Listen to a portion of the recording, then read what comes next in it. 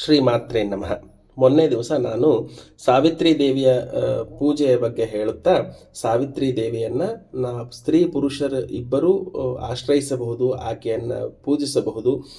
ಆಕೆಯಲ್ಲಿ ಸೌಭಾಗ್ಯ ಪ್ರಾಪ್ತಿಗಾಗಿ ಮತ್ತು ಜ್ಞಾನ ಪ್ರಾಪ್ತಿಗಾಗಿ ಯಾವೆಲ್ಲ ರೀತಿಯಲ್ಲಿ ನಾವು ಪ್ರಾರ್ಥನೆಯನ್ನು ಮಾಡಬಹುದು ಅನ್ನೋದ್ರ ಬಗ್ಗೆ ಹೇಳ್ತಾ, ನಾನು ಆ ದಿವಸ ಸ್ತ್ರೀಯರು ಈ ದಿವಸ ಜ್ಯೇಷ್ಠ ಶುಕ್ಲ ಪೂರ್ಣಿಮೆಯ ದಿವಸ ಸಾವಿತ್ರಿ ವ್ರತವನ್ನು ಆಚರಿಸಿದಾಗ ಸೌಭಾಗ್ಯ ಪ್ರಾಪ್ತಿಗಾಗಿ ಯಾವೆಲ್ಲ ಪ್ರಾರ್ಥನಾ ಶ್ಲೋಕಗಳನ್ನು ಹೇಳಬಹುದು, ಆಕೆಗೆ ಪ್ರೀತ್ಯರ್ಥವಾಗಿ ನಾವು ಅರ್ಘ್ಯವನ್ನು ಸಮರ್ಪಣೆ ಮಾಡುವಾಗ ಯಾವೆಲ್ಲ ಮಂತ್ರಗಳನ್ನು ಹೇಳಿಕೊಳ್ಳಬಹುದು ಅದನ್ನು ಹಂಚಿಕೊಂಡಿದ್ದೆ. ಸಾವಿತ್ರಿ ದೇವಿಯು ಸಾವಿತ್ರಿ, ಗಾಯತ್ರಿ ಮತ್ತು ಸರಸ್ವತಿ ರೂಪದಿಂದ ಪ್ರಕಟಗೊಂಡಿರ್ತಾಳೆ. ಆಕೆ ಜ್ಞಾನಪ್ರದಳು ಹೌದು, ಸೌಭಾಗ್ಯಪ್ರದಳು ಹೌದು. ಈ ದಿವಸ ನಾನು ಬ್ರಹ್ಮಕೃತ ಸಾವಿತ್ರಿ ಸ್ತೋತ್ರವನ್ನು ತಮ್ಮೊಂದಿಗೆ ಹಂಚಿಕೊಳ್ತೇನೆ. ಈ ಸ್ತೋತ್ರವನ್ನು ಸ್ತ್ರೀ ಪುರುಷರಿಬ್ಬರೂ ಯಾವುದೇ ಅಭ್ಯಂತರವಿಲ್ಲದೆ ಹೇಳಿಕೊಳ್ಳಬಹುದು. ಭಗವತಿಯ ಜ್ಞಾನಪ್ರದ ರೂಪವನ್ನು ಈ ಸ್ತೋತ್ರವು ಕೊಂಡಾಡುತ್ತದೆ ಮತ್ತು ಜ್ಞಾನಕ್ಕಾಗಿ ನಾವು ಆಕೆಯನ್ನು ಹೇಗೆ ಆಶ್ರಯಿಸುತ್ತೇವೆ ಅನ್ನೋದರ ಬಗ್ಗೆ ಈ ಶ್ಲೋಕದಲ್ಲಿ ವಿಸ್ತಾರವಾದ ವರ್ಣನೆ ಇದೆ. ಮೊದಲಿಗೆ ಸಾವಿತ್ರಿಯ ಧ್ಯಾನ ಶ್ಲೋಕ.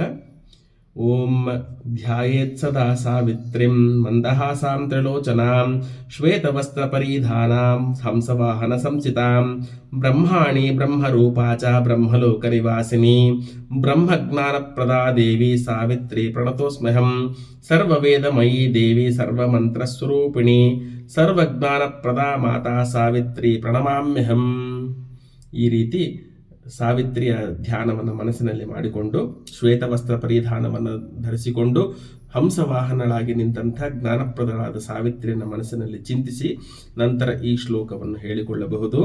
ನಾರಾಯಣ ಸ್ವರೂಪೇ ಚ ನಾರಾಯಣಿ ಸನಾತನಿ ನಾರಾಯಣ ಸಮದ್ಭೂತೆ ಪ್ರಸನ್ನ ಭವಸುಂದರಿ ತೇಜಸ್ವರೂಪೇ ಪರಮೇ ಪರಮಾನಂದರೂಪಿಣಿ ದ್ವಿಜಾತೀನಾಂ ಜಾತಿರೂಪೇ ಪ್ರಸನ್ನ ಭವಸುಂದರಿ ನಿತ್ಯೇ ನಿತ್ಯಪ್ರಿಯೇ ದೇವಿ ನಿತ್ಯಾನಂದಸ್ವರೂಪಿಣಿ ಸರ್ವಮಂಗಳರೂಪೇಣ ಪ್ರಸನ್ನ ಭವಸುಂದರಿ ಸರ್ವಸ್ವರೂಪೇ ವಿಪ್ರಾಣಾಂ ಮಂತ್ರಸಾರೇ ಪರಾತ್ಪರೆ ಸುಖದೇ ಮೋಕ್ಷದೇ ದೇವಿ ಪ್ರಸನ್ನ ಭವಸುಂದರಿ ವಿಪ್ರಪಾಪೇತ್ಮ ದೇಹದಾಹಾಯ ಜ್ವಲದಗ್ನಿಶಿಕೋಪಮೆ ಬ್ರಹ್ಮತ್ತೇಜಪ್ರದೇ ದೇವಿ ಪ್ರಸನ್ನ ಭವಸುಂದರಿ ವೇದಮಾತಃ ಸರ್ವದೇವೇ ಪೂಜಿತೆ ಭುವನೇಶ್ವರಿ ಸರ್ವಜ್ಞಾನಪ್ರದೇ ದೇವಿ ಪ್ರಸನ್ನ ಭವಸುಂದರಿ ಬ್ರಹ್ಮಸ್ವರೂಪಿಣಿ ದೇವಿ ಬ್ರಹ್ಮಜ್ಞಾನಪ್ರದಾಯಿನಿ ಬ್ರಹ್ಮಾಂಡವ್ಯಾಪಿನಿ ಶಕ್ತಿ ಪ್ರಸನ್ನ ಭವಸುಂದರಿ ಸರ್ವಕಾಮಪ್ರದೇ ದೇವಿ ಸರ್ವಸಂಪತ್ಪ್ರದಾಯಿನಿ ತ್ರೈಲೋಕ್ಯ ಪೂಜಿತೆ ದೇವಿ ಪ್ರಸನ್ನ ಭವಸುಂದರಿ.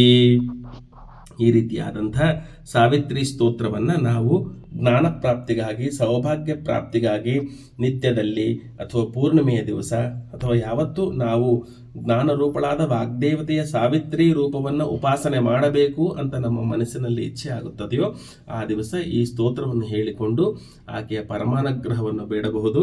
ಈ ದಿವಸ ಜ್ಯೇಷ್ಠ ಶುಕ್ಲ ಪೂರ್ಣಿಮೆಯ ದಿವಸ ಸಾವಿತ್ರಿಯನ್ನು ವಿಶೇಷವಾಗಿ ಎಲ್ಲರೂ ಉಪಾಸನೆ ಮಾಡ್ತಾರೆ.